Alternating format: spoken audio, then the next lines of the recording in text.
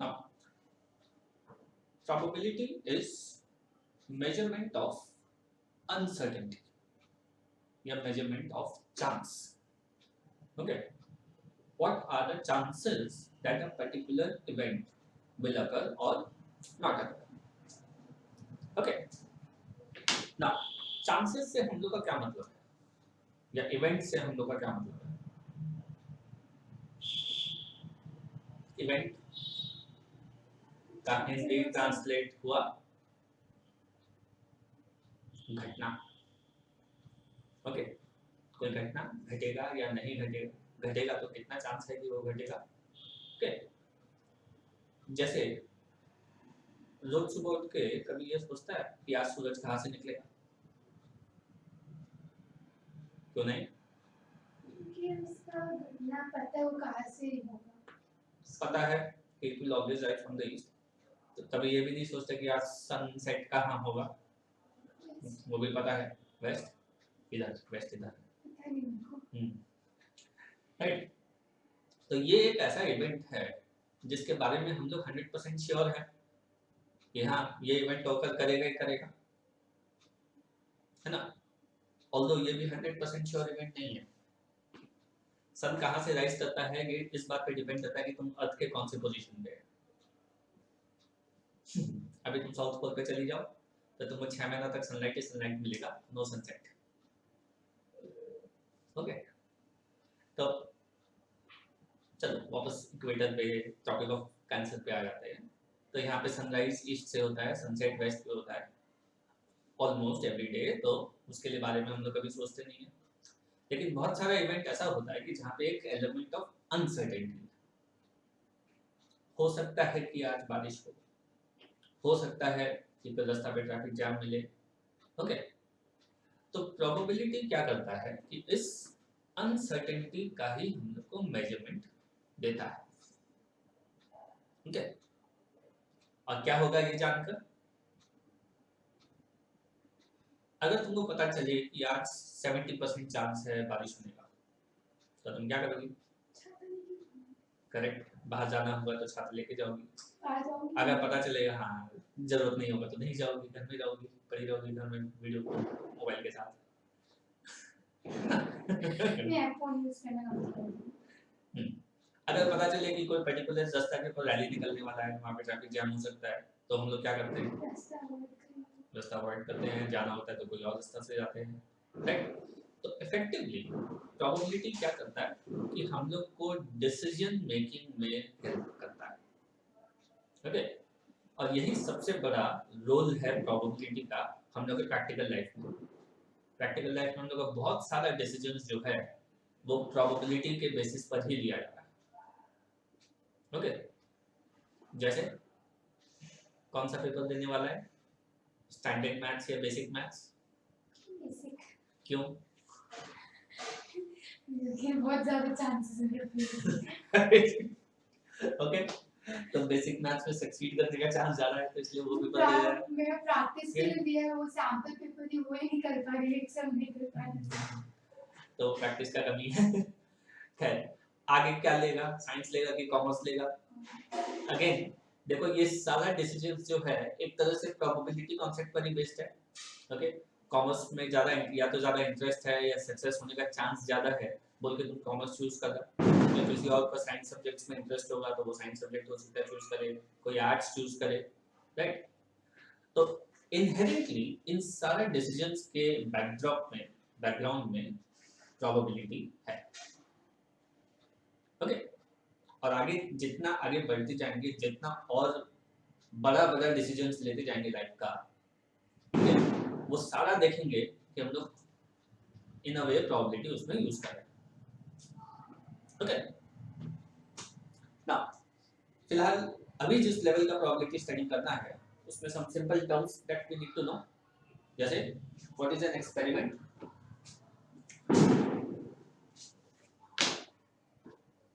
Any action,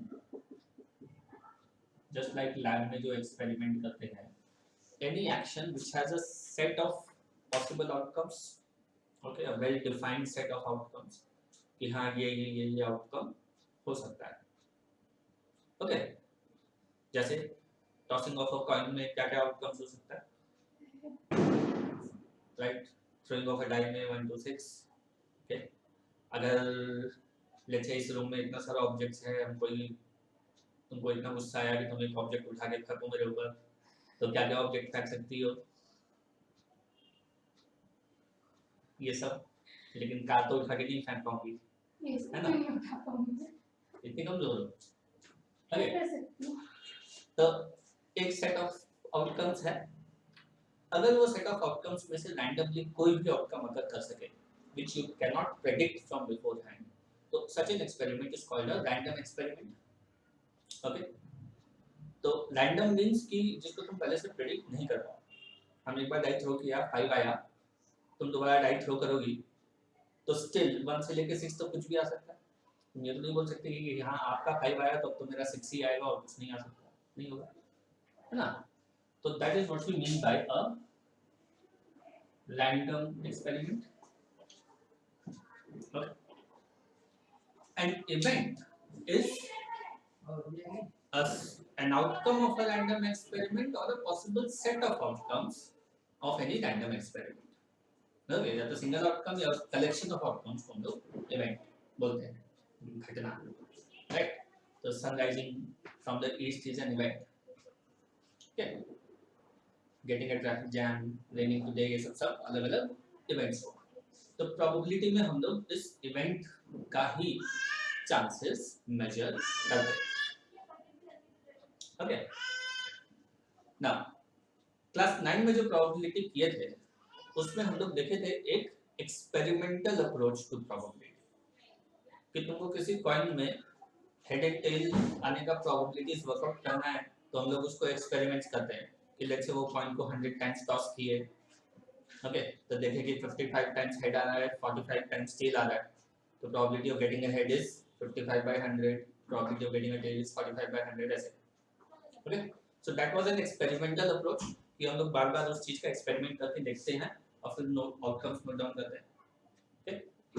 अब उसी चीज को स्टडी कर रहे हैं from a theoretical approach, okay. तो यहाँ पे हम लोग थ्योरी प्रिंसिपल्स ज्यादा अप्लाई कर रहे हैं। For example tossing of the coin में ही व्हाट डू वी सी कि अगर एक फेयर कॉइन है तो फेयर कॉइन में हेड और टेल आने दोनों के आने का चांस बराबर होना चाहिए, so that is why probability of getting a head is half, probability of getting a tail is also half, okay. तो this kind of approach is called a theoretical approach, ठीक है। ऑल्दो फॉर्मूला अब जो direct हम लोग ये formula use करेंगे कि probability of any event A is equal to number of favorable outcomes by number of total outcomes, ठीक है? Just like toss of a fair coin.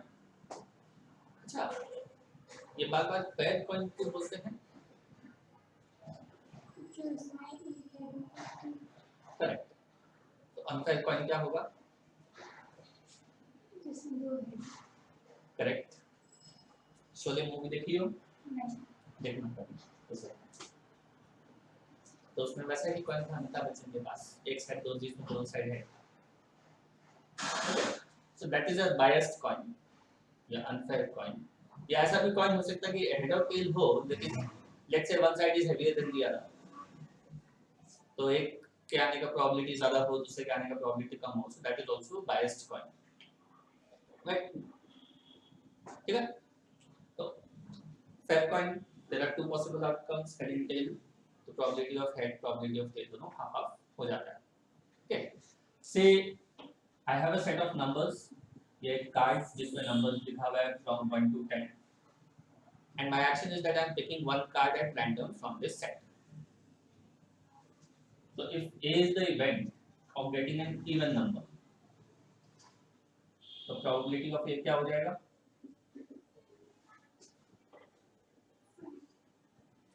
5 favorable outcomes out of 10, so 5/10 half. अगर numbers 1 से लेके 11 तक होता तो right, और अगर नंबर्स 0 से लेके 10 तक होता तो 6 6 by 11 क्योंकि 0 is also an even number. Okay. Similarly, let's say B is the event of getting a multiple of 3. The probability of B will be 3 by 10. Probability of getting a number less than 5.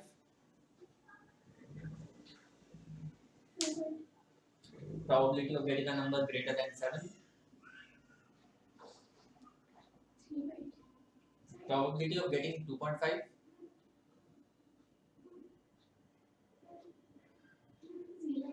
0. एक भी number 0 2.5 नहीं है, so chances of getting 2.5 is 0. Chances of getting 15. Chances of getting less than 15 by 10, 1. Right? So what do we see? Probability of any event will always fall between 0 and 1.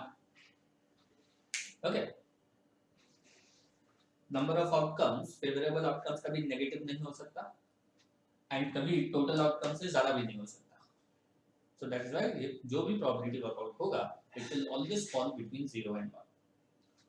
अगर किसी event का probability 0 है, then we say it is an impossible event.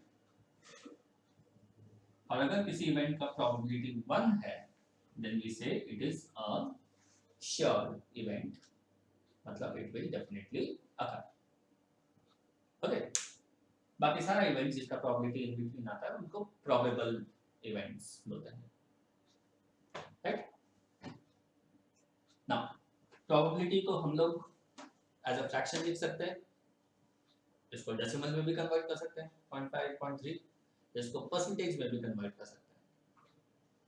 There is 50% chance of getting an even number. There is 30% chance of getting an multiple of 3. That's it. Okay. Now, getting a multiple of 3 का probability है 3 by 10. What are the chances of not getting a multiple of 3? 7 by 10. Okay. So probability of any event not occurring, इसको A dash ऐसे indicate कर सकते हैं या A dash ऐसे या A कॉम्प्लीमेंट ऐसे, तीनों का मतलब सेम होता है. This is equal to 1 minus the probability of the event occurring. Okay. तो कोई केस ऐसा होता है जहाँ पे ऑपोजिट कैलकुलेट करना ज़्यादा इजी होता है, तो ऑपोजिट इवेंट या कॉम्प्लीमेंट्री इवेंट का प्रोबेबिलिटी कैलकुलेट करके फिर उसको 1 से